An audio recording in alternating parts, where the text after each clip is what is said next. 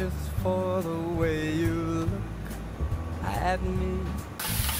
Oh, just for Kalau datang bercuti dekat Melaka, Akak Jimli nak share dengan korang pot paling estetik macam vibe kat Eropah tapi dekat Johor Melaka je. Bila datang je dekat sini banyak sangat dessert unik dan menarik yang korang boleh try. Ni antara menu baru tau, memang kena dengan cita rasa orang Melayu kita. Yang masak ni pun chef Melayu, korang jangan risau okey. Cucu ikan bilis dekat sini memang marvelous lah, resepi asli daripada chef kita tau. Selain tu ada juga masak lemak pasta ayam berempah. Yang ni betul-betul berasa, tapi kalau korang suka sangat makan pedas boleh request okey. Untuk creamy tom yum tiger prawn pasta ni, yang ni antara paling best seller dekat sini. Portion dia pun muai tau. Yang ni paling unik dekat sini, nasi lemak kosan dia memang sedap rangup. Paling champion dia punya sambal tu memang pedas. Kalau korang yang betul-betul hantu dessert tu, Akak Jimli recommend sangat untuk korang try dia punya dessert-dessert dekat sini. Antara dessert yang terbaru dia punya chamisu, gabungan tiramisu dan juga teh tarik. Dessert ni tengah viral tau sekarang. Baik korang grab cepat-cepat okey. Selain daripada tiramisu, kalau korang nak versi yang masam manis-manis buah kan,